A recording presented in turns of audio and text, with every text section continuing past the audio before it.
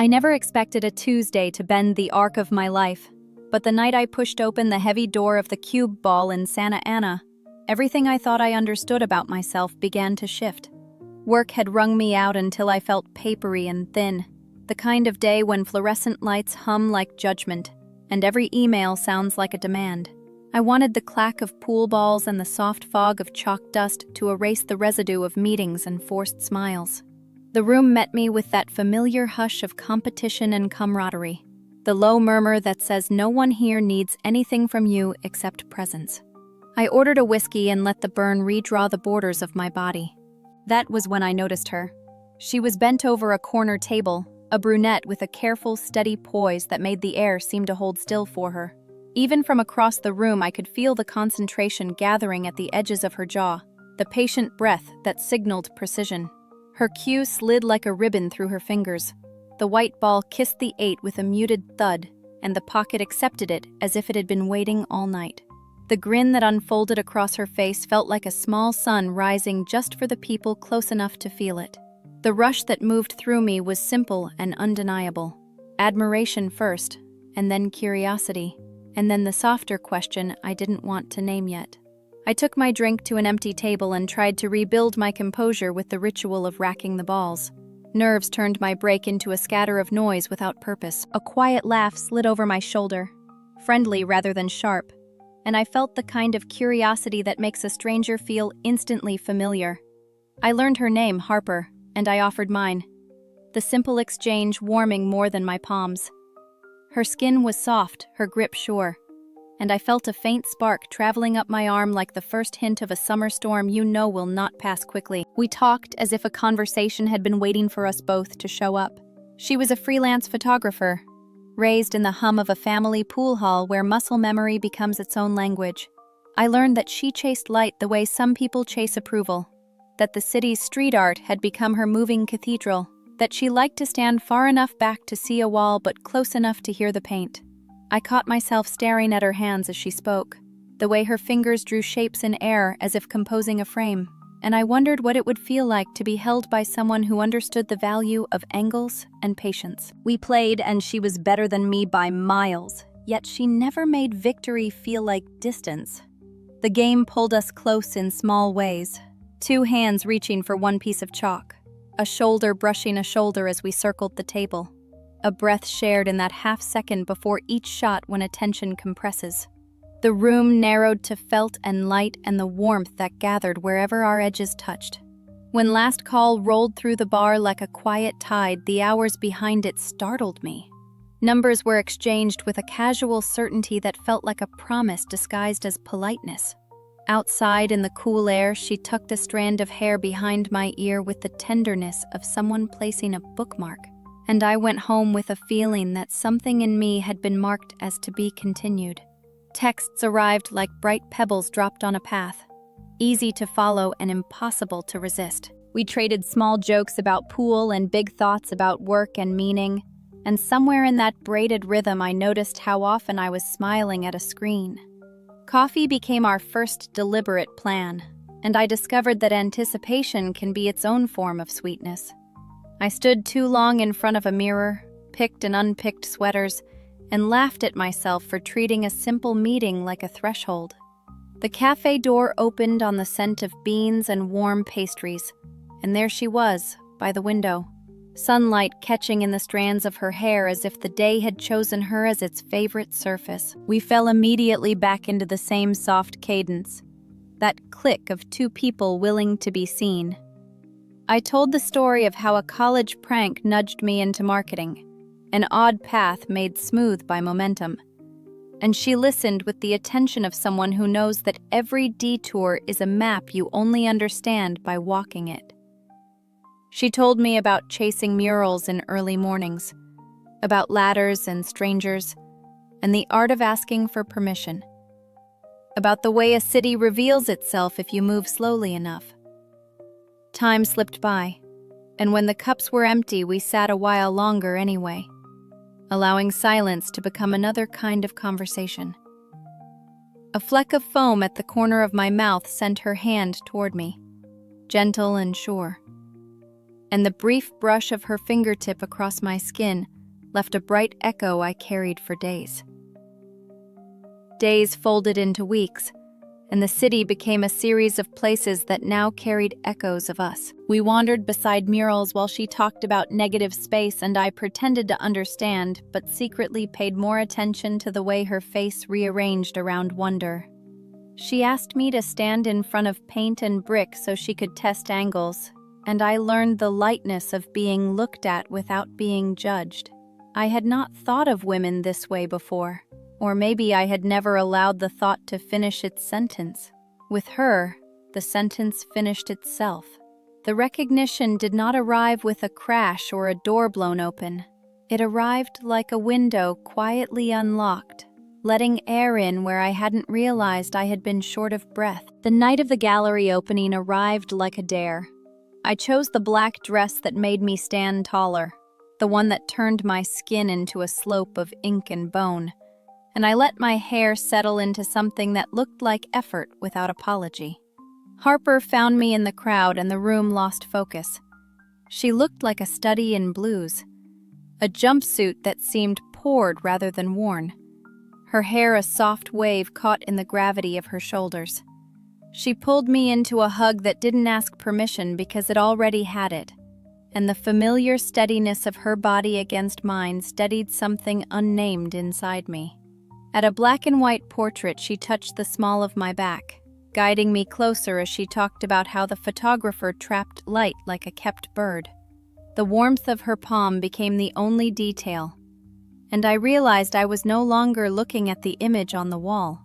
I was looking at the living one beside me. The knowledge that I wanted to kiss her arrived fully formed, no preface, no apology. I tucked it in my pocket like a coin you save for the first toll that matters. Later, we slipped to a rooftop bar, string lights scattering like domestic constellations. We sat close on a small love seat and let our knees insist on closeness. The conversation wandered and returned, and tension gathered with the patience of an incoming tide. I touched a curl near her temple, a tiny act of maintenance that was really a doorway. And she leaned in.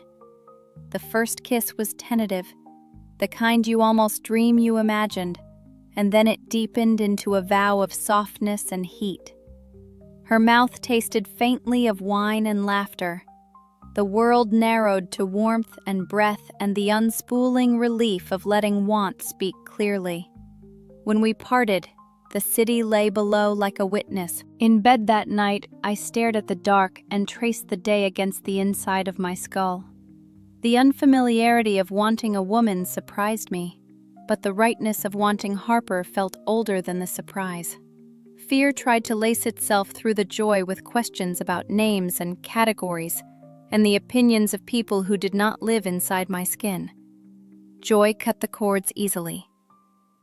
The next weeks were full of small, tender proofs, hands linked on sidewalks, shared groceries, the quiet bravery of introducing tiny rituals that felt suspiciously like a life being built. On a slow Sunday, the kind of day that seems to breathe for you, we sprawled across her comforter while she scrolled through recent shots to show me stories caught in frames. I watched her more than I watched the photographs.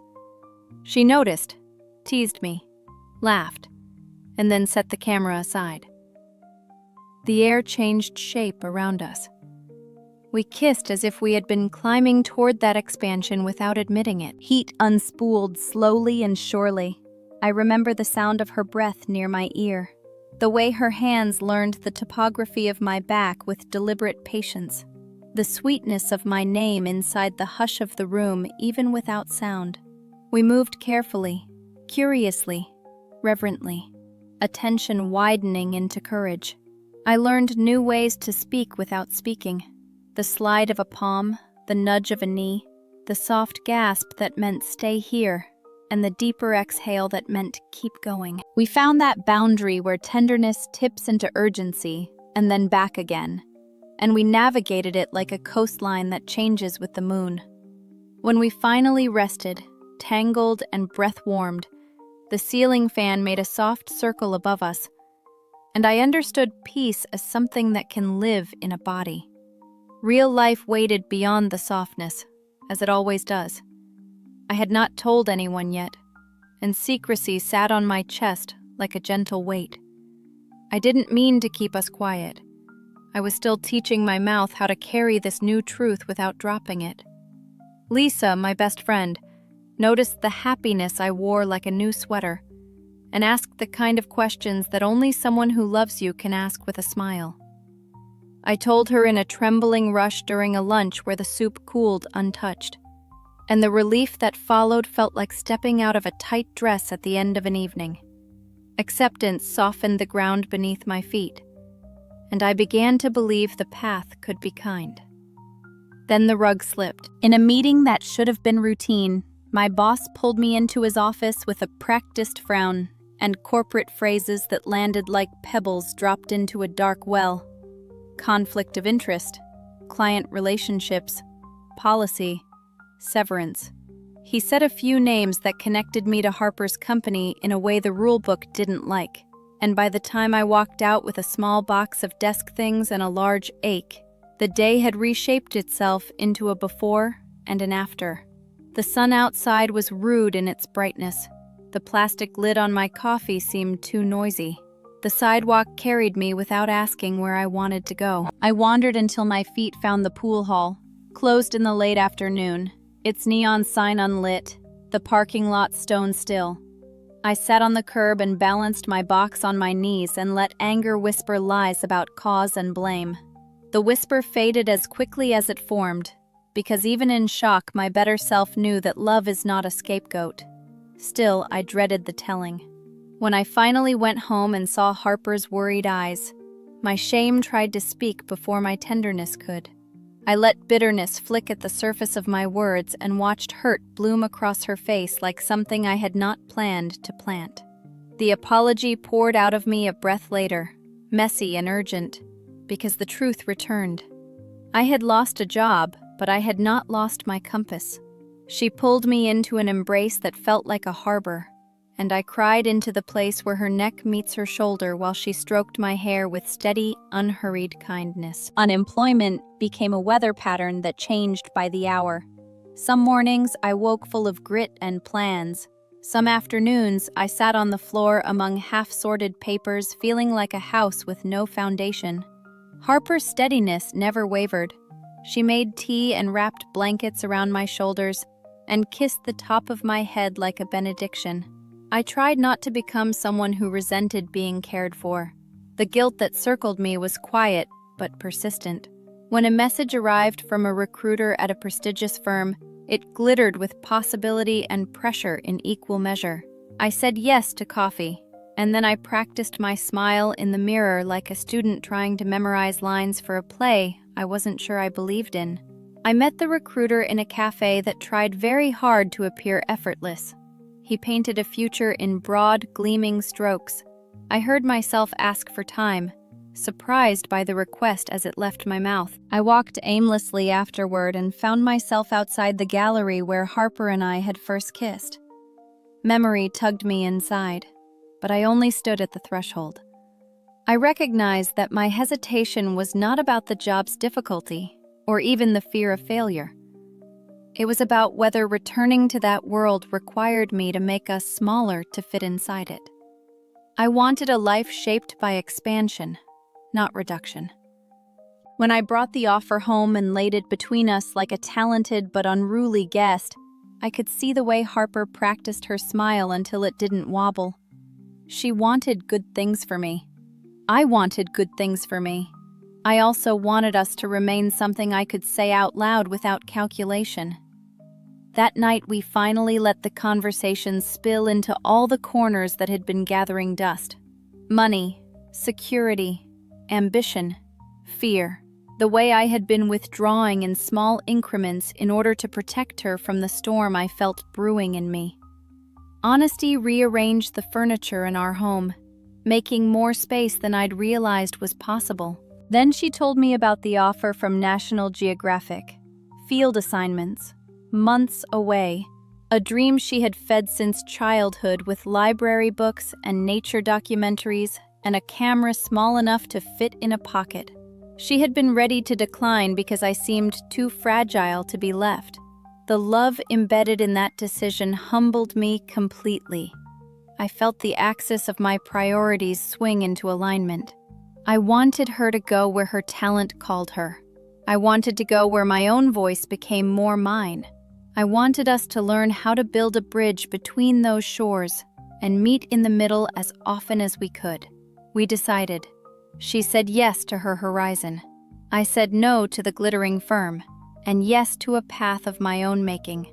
I chose freelance work with a combination of terror and exhilaration, and discovered that fear and freedom are often twins born minutes apart. We built a schedule made of flights and video calls and small rituals to keep the thread unbroken.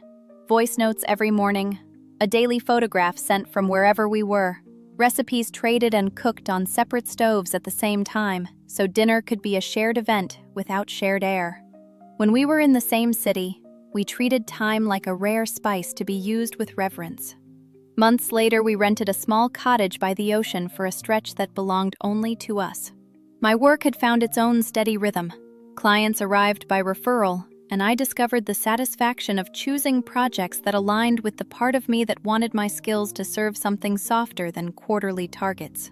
Harper came back sun-browned and bright-eyed, carrying stories of deserts and mountain light, and the ways children look at a camera if you lower it to their height. The first night we slept there, the ocean breathed for us, and all the distances we had crossed untangled inside that sound. One evening, as orange sank into the horizon and made the water look lit from within, I stood on the balcony and thought about the chain of accidents that had become a structure. Harper slid her arms around my waist from behind, and I leaned back into the knowledge of her. Her mouth found my shoulder. The kiss was neither a question nor an answer so much as a punctuation mark at the end of a long, grateful sentence. I told her with my body what my words sometimes still stumbled over, that I was here, that I was choosing us, that desire could be both flame and hearth. We moved with a glad familiarity that still surprised me, a rhythm built of patience and invitation, a choreography of fingertips and breath. When we returned to the balcony, dusk had become night, and the sea sounded like a promise. She had planned a picnic at the water's edge, jars of candles trembling in the breeze and a blanket soft enough to make the sand feel like a bed. We ate and laughed and touched in the small ways that fill a room with warmth that lingers long after the candles are out. When she opened the small velvet box, the last light of day found the stone inside and scattered across both of us. She spoke without quotations, because everything about us had always belonged to the space between lines, and I understood her meaning with that comprehension that lives in bone and breath. I said yes with a word, and then again with a kiss that tasted of salt and joy and the future. The ring fit as if my finger had been waiting all its life to be measured by this exact circle. Later, in the quiet shelter of the cottage, we loved each other with a tenderness deepened by everything we had navigated. Our kisses were unhurried and certain, the kind that keep leaning until the world blurs and then sharpens exactly where you need it to. Her hands memorized me again, not because we had forgotten, but because change deserves to be celebrated in touch. We moved together with the confidence of people who know that passion and safety can exist in the same breath. The room filled with the soft language of skin and breath, and the slow surrender that feels like returning home. When we stilled, the quiet held us, and I felt the deep afterglow of being known. In the morning, I studied the ring as sunlight sketched it into brightness on my skin. I thought about the girl who had walked into a pool hall because she wanted noise to drown out the noise in her head. The woman who walked out knowing that a different kind of quiet had found her. The path between those two versions of me had not been straight. It had hairpin turns and a few places where the guardrail was missing. It had a job lost and a self found. It had mistakes and apologies, fear and its antidotes, grief and the kind of joy that insists on its own seat at the table. It had Harper's blue eyes like tide pools that hold small galaxies if you lean close enough. We talked about the logistics of lives that would not always be held in the same time zone. We made plans for a small ceremony on a beach and a larger celebration later, for how to navigate her assignments and my deadlines, for how to sustain the ordinary tenderness that makes a life together feel like a story worth rereading. We also let ourselves dream without schedules, A little house with wide windows, shelves crowded with books and camera lenses, a table that always has room for friends. Mornings when we wake before the alarm just to lie still and listen to the world begin. There were challenges still waiting, of course. Families who needed time to catch up to our happiness. A few clients who preferred the safety of assumptions. Nights when loneliness pressed on my ribs like a weight. Flights delayed. Deadlines that refused to move. But the challenges did not feel like proof of wrongness anymore. They felt like weather. You prepare where you can, you endure what arrives, and you remember that storms pass and carry minerals that make the soil more generous after. We were learning the art of sheltering in each other without becoming each other's only shelter. I noticed too how love changed the way I inhabited my own body. I stood easier. My laughter sat closer to the surface. The mirror felt less like an evaluation and more like a witness. Harper took photographs of me not because she needed a subject, but because she loved the way my face softened when I looked at her. And when I saw myself through her lens, I understood something about tenderness as a mirror that reflects you back kinder than you thought possible. I started taking small photographs of my own life. Windowsill plants, a stain of sun on a kitchen tile, the geometry of laundry on a line, as if to practice seeing the ordinary as worthy of attention. When I think about the passionate parts, the ones where breath rushes and skin warms and everything collapses into now, I understand them as chapters not separate from the rest but braided tightly into the narrative. Each kiss carried a memory of the conversations that shaped it. Each touch rewrote old stories I had told myself about what I did and did not deserve. Desire became not just a flash, but a practice. A way to say, I see you, and I am grateful you are here. Sometimes we moved against each other with a hush that felt like prayer. Sometimes we laughed in the middle of it, delighted by the simple miracle of being alive and chosen. Always, afterward, we traced idle circles on each other's arms and named small hopes in the quiet. I still go to the cube ball now and then, mostly to remember that life can change simply because you were tired and wanted to hear a ball meet a pocket clean. The bar hasn't changed much. The tables still wear their bruises with pride. The chalk dust still turns fingertips the color of attention. Sometimes I play alone, letting the geometry calm me. Sometimes Harper joins, and we move around the table with the easy choreography we built on that first night. When we leave, I like to press my palm to the door on our way out. Not superstition so much as gratitude. I keep the cardboard box from my last day at the office on the top shelf of our closet, not as a shrine to pain, but as proof that ending and beginning can share a single act. Inside are a few pens that never wrote smoothly, a plant clipping that survived the transition and is now a full leafy creature on our kitchen sill, and a sticky note that says simply, "Keep going," in my own hurried handwriting. It turns out I took my own advice. When people ask how we met, I tell the story in plain terms. I do not push the romance too hard because I have learned that romance, when true, does not need hard selling.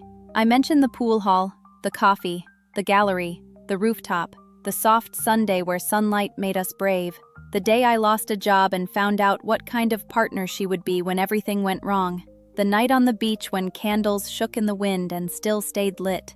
If they want more, I talk about the mornings we spend apart and the ways we stitch them together. The photographs taped to the fridge that arrive with stamps from countries whose names taste like cinnamon and sea salt. The way coming home has expanded to include the sound of her key in the door and the weight of her bag thumping onto the rug. Sometimes I think about the stranger I was before that Tuesday, the one who believed productivity and a clean inbox could measure worth. That version of me served a purpose, but I am grateful she stepped aside. The life I live now feels handmade, a quilt of choices and chances, stitched by two steady sets of hands. The thread is visible and imperfect in places, and I like it better for that. When fear visits, and it still does, though less often, I remind myself of the way blue eyes found mine across a room and made the noise in my head turn into music. On clear nights, we take our coffee onto the balcony and let the ocean speak in its old, patient language. The ring on my finger catches moonlight and slips it back to the sky. I rest my head on Harper's shoulder and feel the steady rise and fall that has become the metronome of my calm. The world is not less complicated than it was. It is more textured, more alive, more demanding of honesty and gentle stamina. Yet the center holds. The center is soft and strong and shaped like our joined hands. If I could send a message backward to the woman walking into the cube ball with her nerves frayed thin, I would tell her that everything she is about to feel is real, and she is allowed to feel it. I would tell her that love will ask for courage and give it back compounded. I would tell her that intimacy is not a cliff you fall from, but a series of doorways you step through, each one marked by a deeper breath. I would tell her to pay attention to the small moments, the brush of a hand passing chalk, the quiet hum that precedes a kiss, the warmth that lingers long after the room goes still. I would tell her that she will learn to hold her own heart with both strength and gentleness, and that someone will arrive who knows how to do the same. The future still stretches, a wide ribbon of road running beside water. There will be photographs I have not seen yet, places where her lens will discover another way to make light behave. There will be campaigns I am proud to craft, and clients who write notes that sound like "thank you" and "relief." There will be fights we resolve without scorekeeping, and sorrows we sit with until they soften. There will be reunions in airports where our kiss ignores the hurry of strangers, and small domestic victories like a loaf of bread that rises perfectly, or a plant that finally blooms after months of stubborn green. Tonight the windows are open again. The sea keeps breathing in and out and our breath answers. I turn toward Harper and trace the line of her shoulder with my fingertip, a quiet inventory that still thrills me because it does not grow old.